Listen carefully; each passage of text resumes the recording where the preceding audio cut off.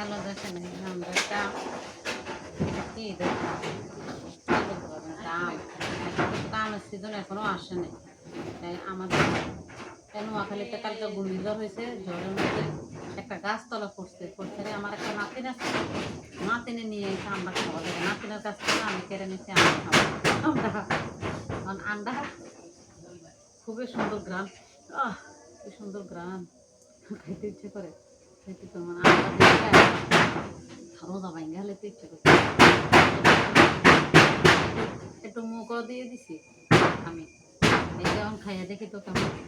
এখন করে আম এখন কিন্তু পাই না, আমেদের আছে না এই যে ফুল টুল হয়ে গেছে, এটা কোন কেমন আমার জানি এত তাড়াতাড়ি বড় হয়েছে আবার এত তাড়াতাড়ি ফুল হয়ে গেছে। কিন্তু অন্য অন্য গাছের মধ্যে আম হয়েছে অনেক ছোট ছোট।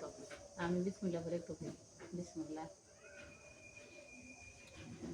মাশাআল্লাহ টক কম মজা করে। কে আমার সাথে আম খাইবেন, এই যে নোয়াখালীতে চলে আসেন আম খাওয়া।